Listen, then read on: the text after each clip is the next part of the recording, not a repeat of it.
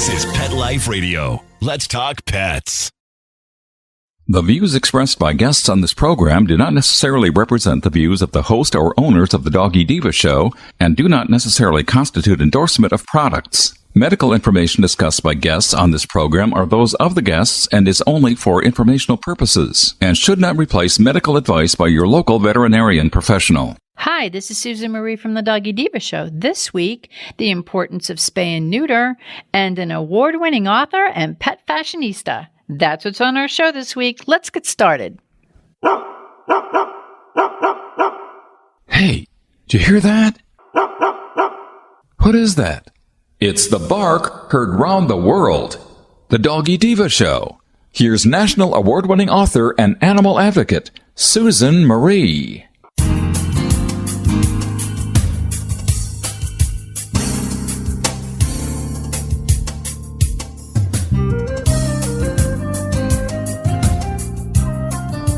Hi, welcome to the Doggy Diva Show, the show for animal lovers. I'm your host, Susan Marie, and as always, I'm joined by my canine co-hosts, the Doggy Divas themselves, Francesca, Coco, and our newest little diva, Miss Olive. Miss Olive is the cute little Italian Greyhound rescue in the picture with the microphone. Thank you for joining us today as we bring the experts in the pet and animal world right to you. Contact us at thedoggydiva.com. That's the DOGGYDIVA.com. We love hearing from you. So go grab a cup of coffee and your pet's favorite treat, and we'll be back in just a moment. Moose is the German Shepherd and hasn't had any kind of health problems at all. He has been on Dinovite since he's a puppy. DINOVITE.com. We tell anybody that has a dog, if there was something that you could do right from the beginning so that you don't have expensive veterinary bills, why would you not do it? Get the Dinovite. Dinovite for life. You get some Dinovite, how happy your dog will be. DINOVITE.com. Let's Talk Pets on PetLifeRadio.com.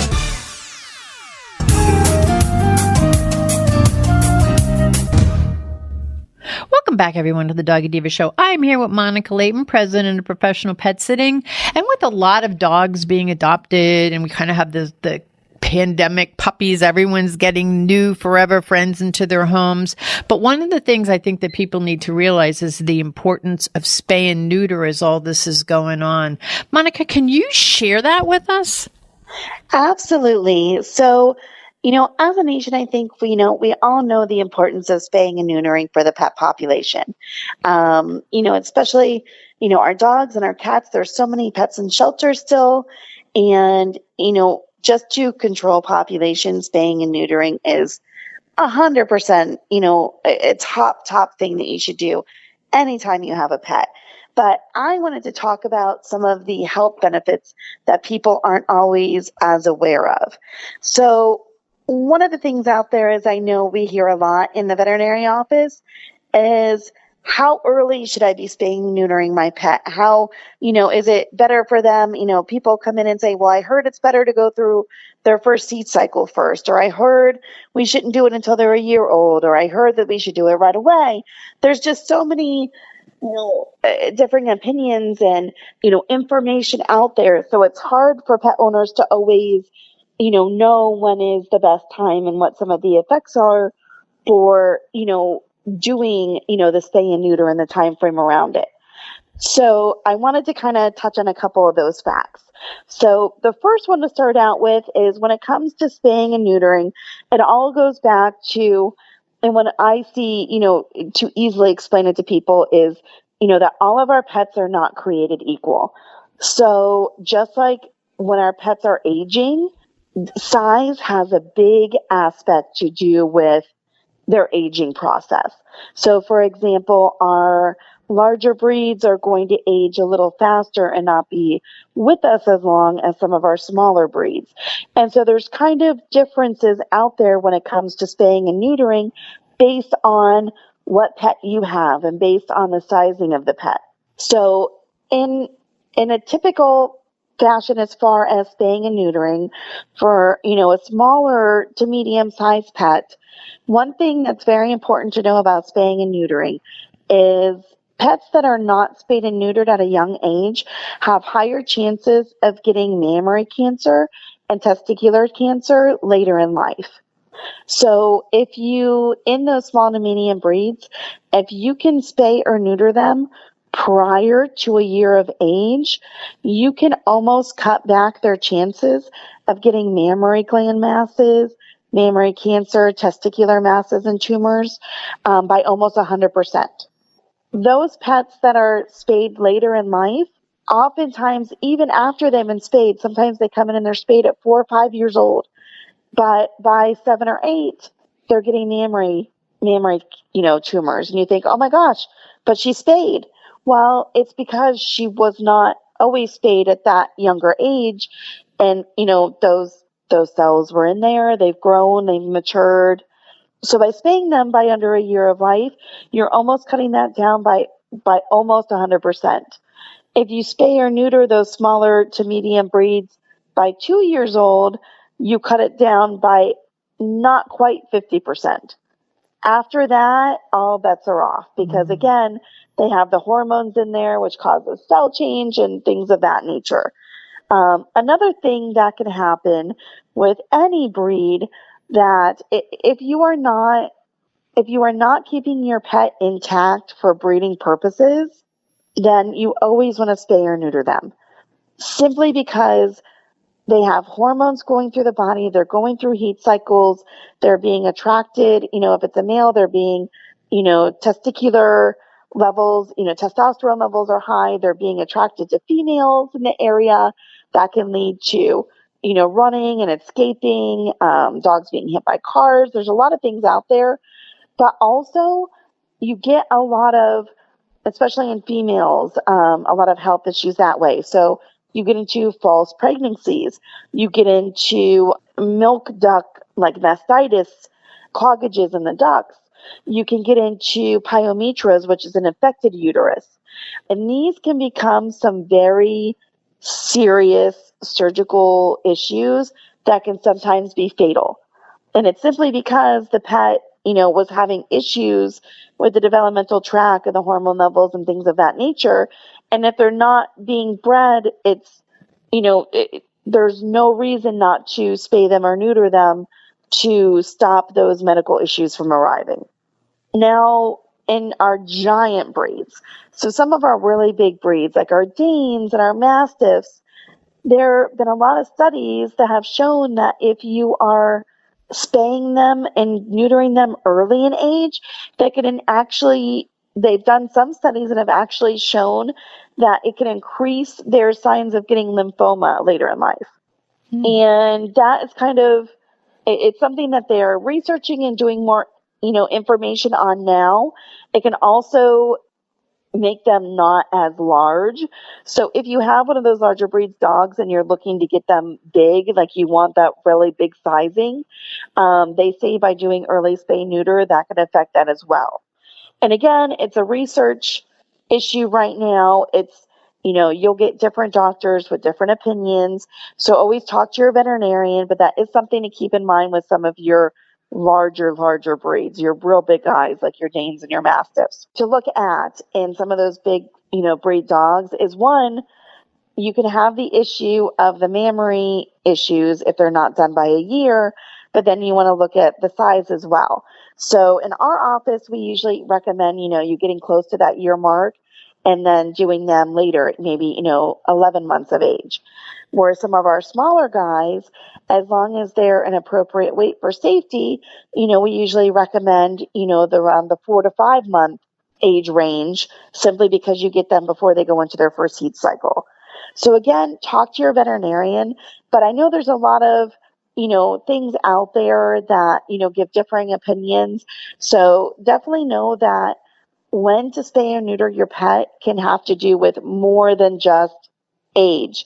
It's based on, the type of pet, the background in the pet, and, always talk to your veterinarian, talk to them about your concerns and, kind of go from there and set up the plan that's best for your pet. That's pretty interesting, Monica, especially the size. And I think that people generally think of spay and neuter for the overpopulation, which of course is the number one reason to do it. I know that we adopted a dog. She was 9 years old. We had her fixed. She developed mammary cancer within the first couple of months that we had her. So I know that we experienced that going through her health process. But you know what? And then she became fine and she lived with us till she was 15 years old. But that happens. So it does. A lot of health issues tie in with the later that you do it that I don't think that people understand. I think that some people say, well, I just want to keep my dog intact, or I just want to they feel that they should go through their first heat. I know years ago when I was young, that's what we believed, and I think a lot of people thought that, but I mean, that was many years ago. And the thought process has changed. And you said the most important thing, Monica, talk to your vet. Talk to your vet, because breed, size, age, whatever, it should be discussed with your vet so that you know when the best time is to do it. Absolutely. Because again, it's not I think people look for a general one-size-fits-all answer. Mm-hmm. And in some cases, that's not going to be the best for your pet. I think when it comes to some things like this, when, there's different health aspects to it, that, definitely, when you're going in there for those puppy shots and you're there, talk to them about the best time, to spay and neuter for your specific pet, because there are a lot of contributing factors to, kind of answer that question. Absolutely. And this is very enlightening, I hope, to a lot of people to know that it's definitely not a one size fits all. There's a lot of things to consider when doing it. Again, have that talk with your vet, because they could lead you to probably the best decision and the healthiest and safest decision for your pet. Absolutely. Well, Monica, as always, thank you. This is a great tip, and it's something that maybe some people know, but other people don't know. So hopefully this will help you when you're adopting a pet, when you decide that you want to get it spayed or neutered, all of the things that are taken into effect, as well as the population, obviously, to keep the population down, which is the number one thing. But yeah, these are very important because it also affects your pet's health. So there are important factors for your pet's health as well. So thank you, Monica. This has been really great. Really helpful. Talk to you next week. Thank you. Have a great week. We'll be back in a moment.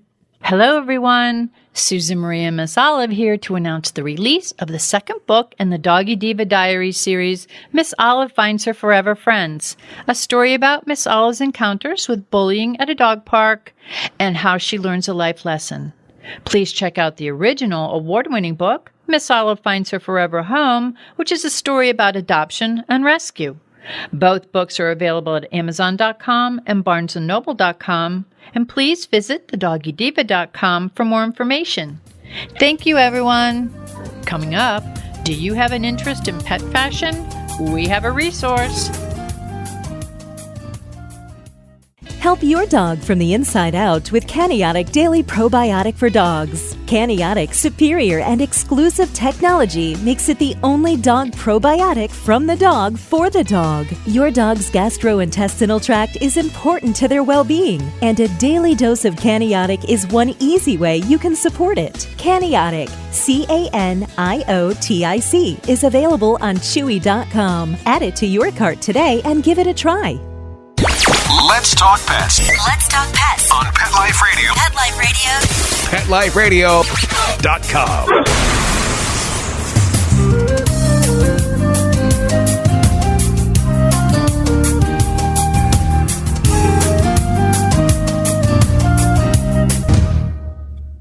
Welcome back, everyone, to the Doggy Diva Show. Laurren Darr is an award-winning and best-selling author a true pet fashionista, founder of the Pet Fashion Guild, and a marketing guru.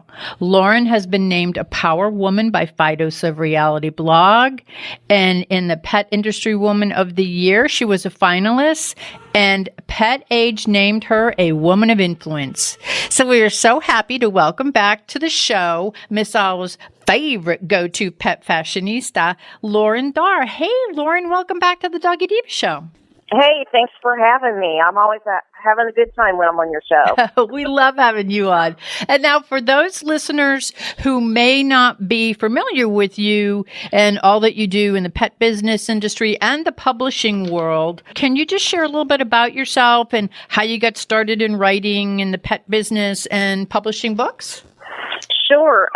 The Pet Fashion Guild was founded around 2013. I'd always, like you, had a fascination with dressing my pet. As you know, I used to dress my pug Tootie since when I was a little girl.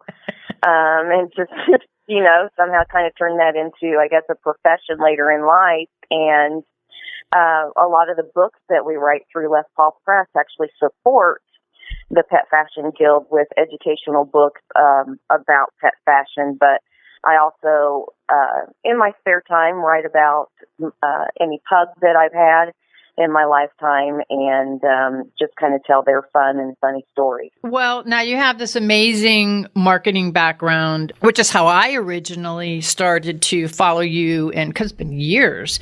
And then we found out we were sisters from another mother because we had very similar childhoods. But, it's amazing how kindred spirits come together.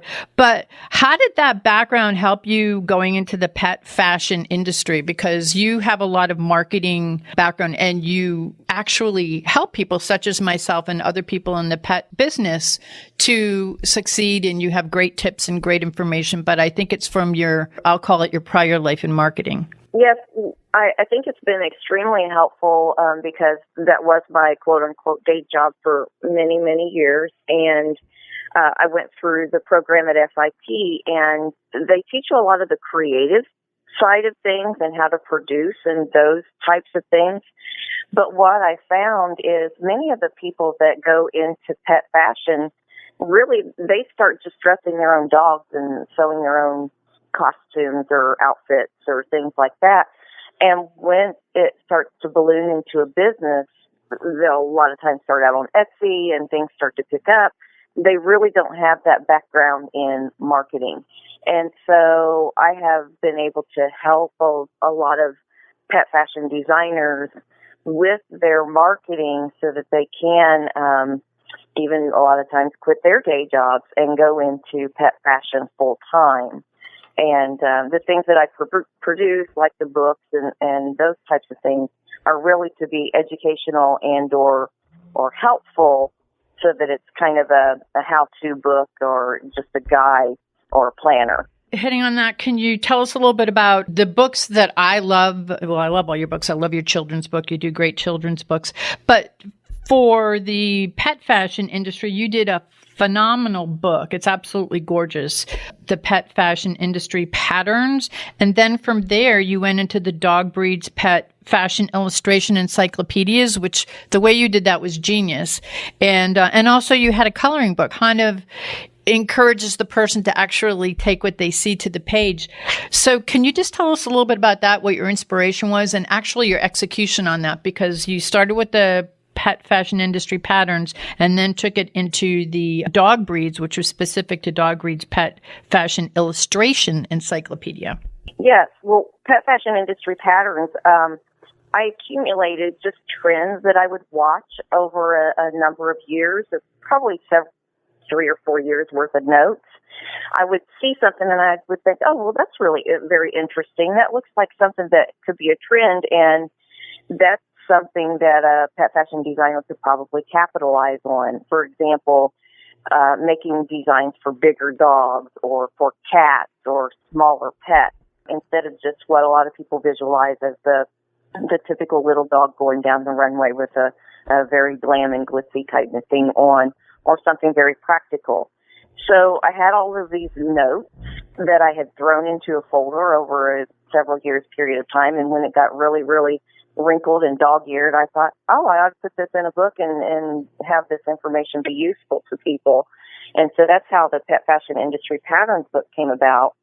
And then with the dog breeds, the illustration encyclopedia book, I really felt like when a designer picks a muse, there wasn't the resources available to them that they would need readily.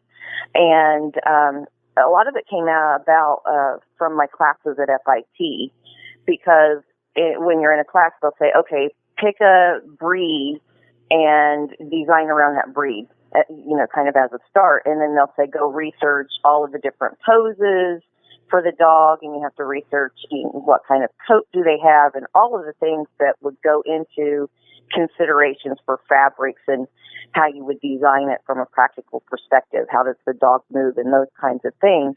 And there wasn't one place that this information was really available. And I thought, this is really one of those things that people could save a lot of time if it were all in one place. And so I decided to do it. I didn't know what I was taking on at the time because it took more than 5 years worth of work, getting the illustrations and the scales. And I interviewed someone who was an expert in all the different dog breeds and getting that transcribed, and then finally compiling it into the sets of books. And I have to tell you that it's so professionally done, and you could tell that it took you a number of years because of in reading it as using it as a resource. You could tell the time was worth investing. I mean, you brought something to life that there is nothing out there like it. And you know what, Laurren, I just want to touch on really quick the FIT, the specific course for pets. You actually have to go through the courses. It's a true design course for people who are going, because, the Fashion Institute of Technology is a big design school, but they actually incorporated this course, which I thought was great. You're the first person I ever knew that graduated from it, that you have a certificate from it. Can you just tell us a little bit about that? Sure. It's a program where you have to go through several different classes, anywhere ranging from general pet industry information all the way up to designing specific garments, and then also creating tech packs, which is something that you need if you're going to deal with a factory. And in your tech packs class, you learn to deal with factories in the U.S. and in China. So it's this range of classes from the general to the very specific in how to design pet products so that you can create a business out of it. And what you brought to your books, Dog Breed Fashion and Illustration Encyclopedia, it benefits someone to take it if they're really interested in that. But for what you did, you kind of you gave us a window into it, and we got to see, kind of like what you did, and we benefited from it. Because, I mean, you even get into the way the coat goes, like the depth of the coat. Is it a shiny coat, a flat coat? Like, there's so many different things for when you're dressing your dog or making clothes for your dogs or designing clothes for your dogs. There's so much to take into effect that it's just not something that I'm just going to do this. It's like designing something for a human. Yes, absolutely. And I would even argue that there's even more considerations with the dog because of the coat and the shedding and all of those kinds of things. But yeah, it was definitely meant to be one of those reference books. It's one of those things that a designer would put on their shelf and reference often when faced with, okay, I need to design something for this type of breed. And it's also designed to be a textbook. But I personally think, and I know I'm biased, I think it's also something that the illustrations are neat enough that it could even be a table book. Yes. But, that's my opinion.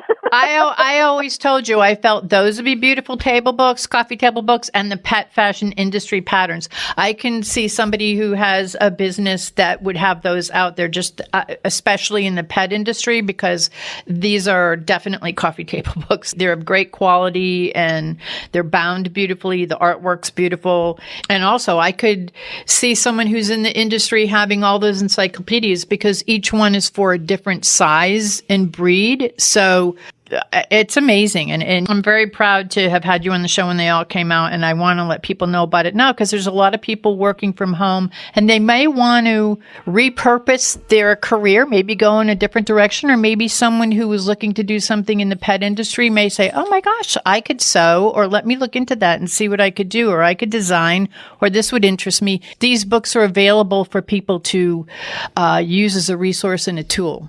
Yes, absolutely.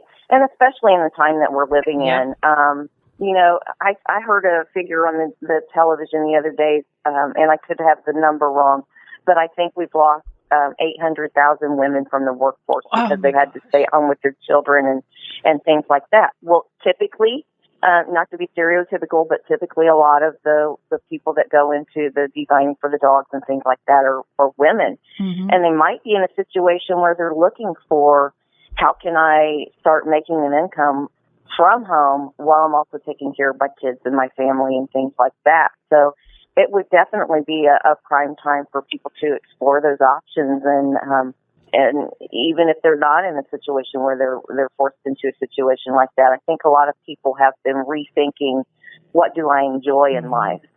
And a lot of people get into it because it's just a passion of theirs. So I think that's great. And speaking of that, I'm going to go take it a step further. You have, and before we got on the air, I was joking with you, but I have my book here and it's very well worn. It's all bent. I've got stickies all through the book. And again, we all benefit from your marketing and your pet fashion industry background by the fact that you are not only an award-winning author, but it's a total package because you release a book every year. I'm looking at the 2020 Pet Business Marketing Almanac. It's the 7th book. I'm ordering the 8th book, the 2021. And in that book, there's so much valuable information for the pet business, for the person who is looking to design, or just for the pet lover. Can you tell the listeners a little bit about that? Because this is going to be my 8th year using it. And I use it for my blog, for Olive's Facebook page, for any articles I might want to write about. I sort of refer to it because it has so much interesting information regarding dates for pet holidays, weeks of holidays, or acknowledgement of resource days. And there's also business tips in there. So can you tell I love the book? I'm looking at it with Chuck right now. It's all folded up. I put it in my briefcase. I take it with me everywhere because I don't know if I'm writing something, because I write all over the place. If something comes in my head, I have to write it down. And I use those dates, and I use the supplemental information you have on even so much as meeting people and introducing yourself to people. And I know a lot of the events, the physical events, have kind of come to a halt, but there's virtual events and there's things that help people in the pet business, or again, someone who's a pet lover, to kind of navigate their year or their month or their week. So can you just tell us a little bit about the Pet Business Marketing Almanac? Yeah, absolutely. It's published every year, as you mentioned, and it's really meant to be a marketing planning tool it started out for pet businesses, but I've also found that businesses that would like to do related posts to pets, let's say they have a mascot in their office or something like that, they'll use the pet holidays as a way to, post something on social media. And it's there to provide a way for companies or designers or anyone in the pet industry to plan their marketing out for the year, so that, for example, the social media posts, they might use the pet holidays or even the other holidays, whether they're health related or medical related. It also includes things like the media and the publications in the pet industry, so they can focus on their public relations, perhaps getting their products in a magazine or writing an article that's helpful and informative. And it does include the trade shows and conferences. And unfortunately, when it was printed last year, we had no idea what was coming this year. Mm-hmm. So a lot of those things, obviously, people would have to double check to see if they've been canceled or if they've gone virtual and those types of things. But it really was meant to be, here's in a small little convenient package, information that should help you throughout the year to market your business. And I love the fact that you say that yours is dog-eared and gets worn out, because it's absolutely what I meant for it to be. It wasn't one of those things that you just look at one time and then you put back on the shelf. I even thought about doing a contest of, show me your most gnarly almanac. I may just win that one.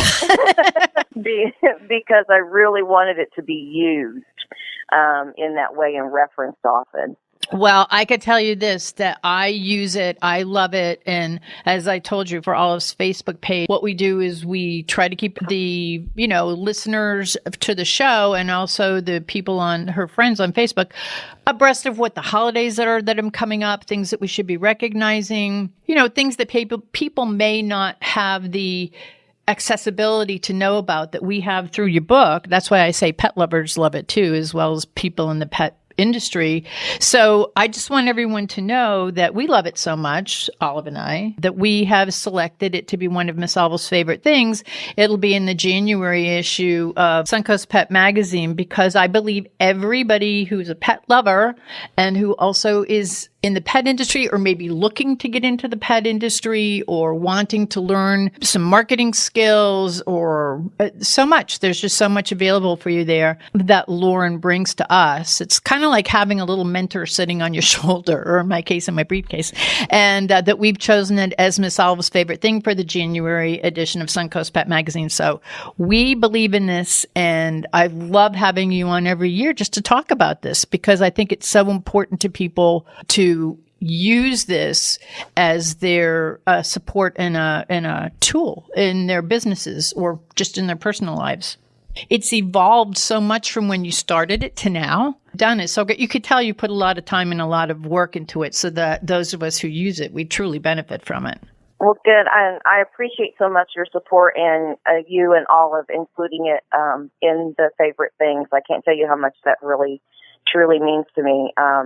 It gives me motivation to keep on doing it and making sure that it still comes out every year, even when we're in a crazy year like the year of COVID.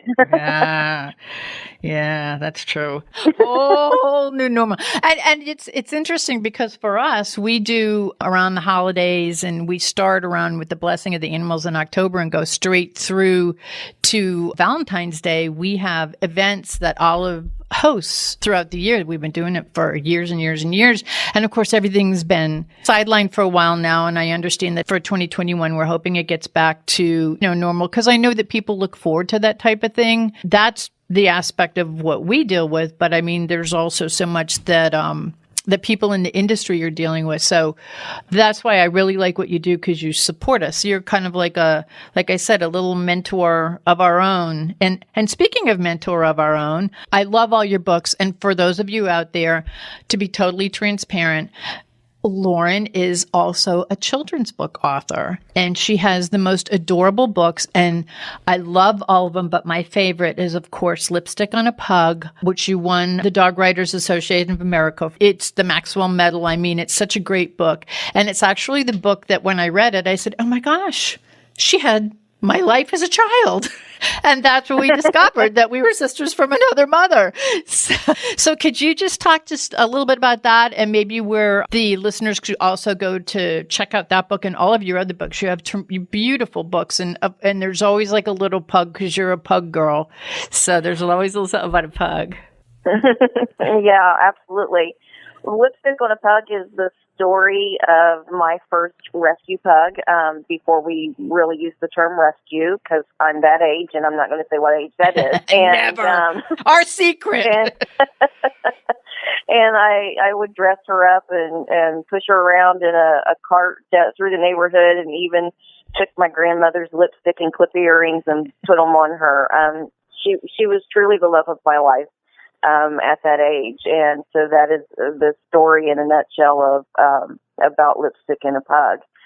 So if anyone is interested, they can find all of the pug books on leftpawpress.com. All of the pet, fashion, and the pug books, and any book I've published is listed there. And they're also wonderful. And especially during this time, you have the pug fairy tales. There's so many things out there for children, adults, those in the fashion business, those who are looking to get into the business, those who are in the pet business, those who may be looking to get in it. It's a time of sort of like where everybody's like realigning their priorities and like looking and going, okay, if I have a time that I could probably look into something that I love, this would be the perfect time to do it. Laurren, before we go, is there any future projects or anything you'd like to share with the listeners? Not really. I mean, obviously we'll do the almanac again next year, and I do have another pug book that is coming out next year. It's complete and ready to go, but just with the environment that we've had, I decided to wait to have it come out next year. And another pug fairy tale book. They'll both come out in 2021. Oh, that's so, I feel what you're saying too, because we released Olive's second book, Miss Olive Finds Her Forever Friends, right at the beginning of the pandemic. We were trying to tie it into her birthday because that was the theme of the book. And it's a struggle for those of us in the industry who are authors or illustrators because of the fact that it's hard to get the books printed. There's a delay in the printing. There's just a lot going on. But you know what? 2021 we're hoping it's going to be a whole separate year. A whole other year. Absolutely. Yes, definitely. Well, Laurren, thank you as always for being our guest. We love having you on the show. And as I said, she is my sister from another mother because our lives were so familiar growing up. And I want to thank you for all that you do for pet lovers, for people in the pet industry. You are truly amazing. And as I said, Miss Olive and I have chosen the 2021 Pet Business Marketing Almanac as one of Miss Olive's favorite things for the new year. For those of you looking into it, it's a great and invaluable tool and a reference source for me, and I know for so many others out there. So I want to thank you, Laurren. And again, if you want to learn more about Laurren, if you want to learn more about all of her amazing books, go to leftpawpress.com. So thank you so much, Laurren, and I'm sure that we'll be talking to you again in the future. Oh, thank you so much for having me. Okay, we'll be back in just a minute. We would like to thank our guests this week. And also, as our Doggy Divas always say, please love your pets because they love you unconditionally. And please remember to adopt, foster, spay, neuter, and microchip. And as always, please have a great Diva week, everyone. That's all for this episode of the Doggy Diva Show. To find out more, go to our website, thedoggydiva.com. Also, find us on our Facebook page, The Doggy Diva Show, and tell your fellow dog lovers about it. Don't miss Susan Marie, Miss Olive, and the Doggy Divas right here for the next episode. See you again soon.